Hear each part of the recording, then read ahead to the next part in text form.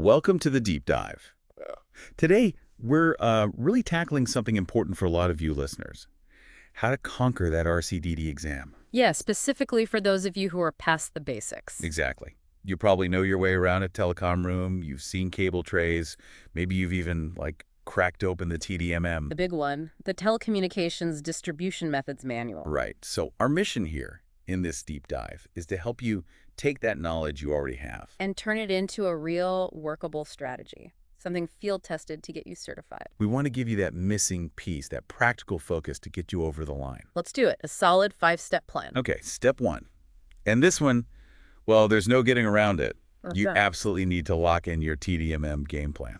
Yeah, think of the TDMM as the holy book for this exam. It's everything. It really is the ultimate playbook. But, and this is key for intermediate folks, it's massive. It can feel, well, overwhelming. Totally. You can't just read it like a novel, right? Definitely not. That's probably the least effective way. You need to be strategic, laser focused, really.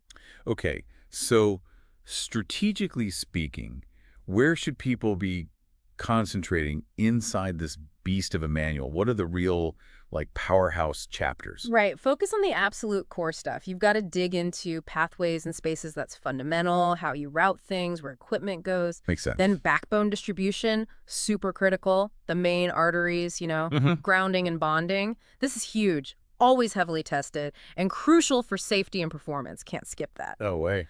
Fire stopping, too. Life safety, cut compliance, vital. Okay, And, of course, data centers. That chapter needs serious attention. It's a big part of modern design. got it. But just, reading those chapters isn't quite enough, is it? How do you make it stick? No, passive reading won't cut it. You need active engagement. Get in there, highlight things, tab the important sections. Make it your own. Exactly. Start building a mental map of how it's all organized, even though the exam's closed book. Right. No manual allowed in the test. Having that structure in your head, it helps massively with recall. You start to see how the concepts connect. It's like building your own internal index. That makes a lot of sense. Yeah.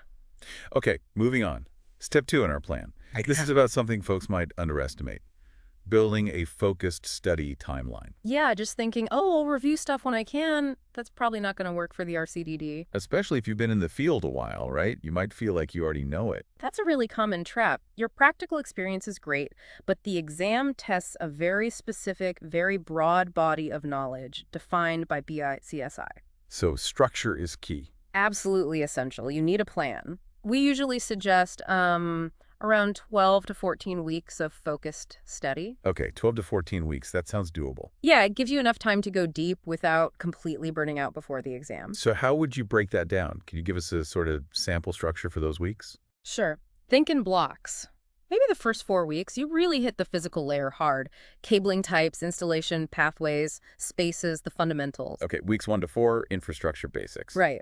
Then say weeks 5 through 8, you shift gears, more into integrated systems, grounding and bonding principles, and really get the nuances there. That could be tricky. Yeah, and codes, standards, how things work together.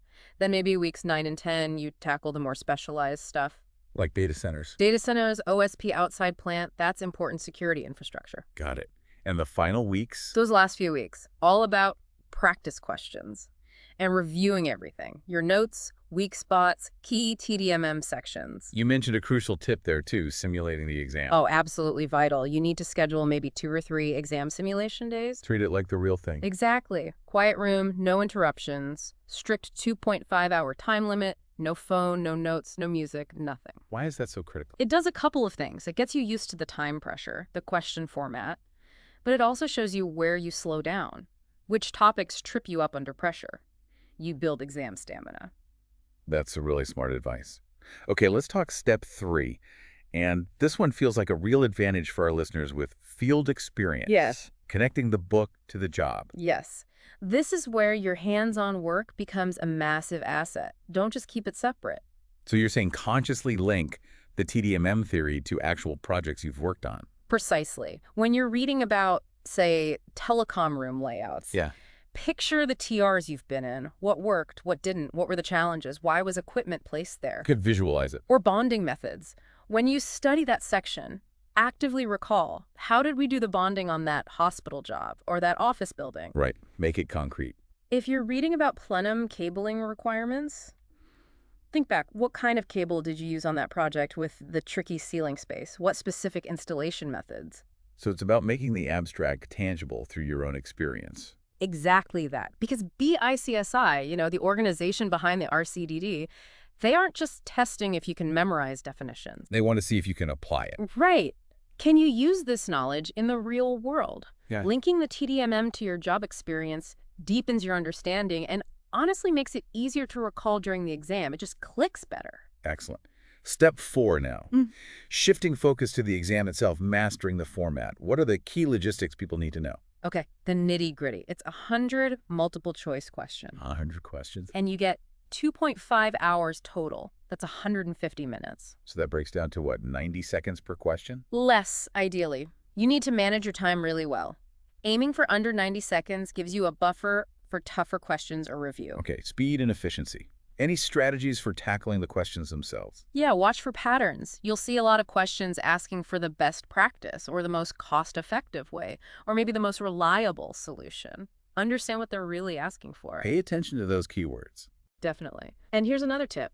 Don't just focus on why the right answer is right. Spend time understanding why the wrong answers are wrong. Oh, that's interesting. Why? It really solidifies your understanding. Sometimes knowing why 3 options are incorrect makes the correct one blindingly obvious, and it reinforces the core concepts. Good point. And practice exams. A must-do. Oh, absolutely essential. Use the official BICSI sample tests if you can get them. Right.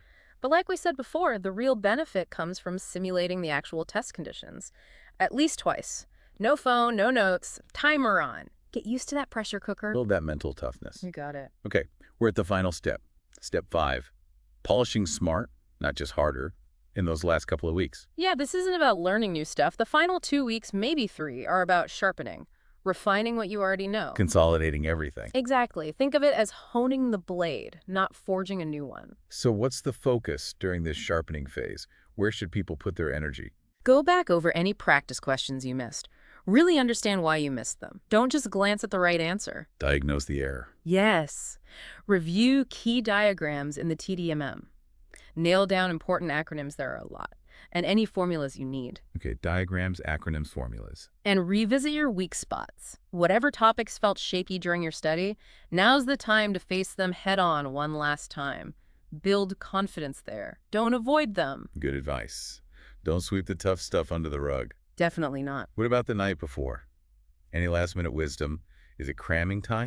No. Please resist the urge to cram. Seriously, you'll benefit way more from a good night's sleep. Rest is more important at that point. Absolutely. Rest, hydration, let your brain consolidate everything you've learned over the weeks. Walk into that exam calm, focused, and, clear-headed. That's your best asset on test day. That makes perfect sense. Look, you've put in the work, you've got the field experience, and now you have this 5-step strategy. You really have come this far. Yeah, getting that RCDD is more than just passing a test. It shows a deep understanding of designing infrastructure for now and for the future. It's a serious credential. It really is. So take this plan, use it, go into that exam with the confidence that comes from solid preparation. You've got this. And hey, if questions pop up while you're in these final stages, drop them in the comments or shoot us an email. We're here to help. Definitely. And make sure you join us for our next deep dive. We'll be talking about how you can actually leverage that shiny new RCDD certification. To really boost your career, we're talking advancement, earning potential, the works. Should be a good one. Until then. Study smart, build strong. And if this was helpful, you know what to do. Hit follow, subscribe, whatever the button is where you're listening, so you don't miss the next one.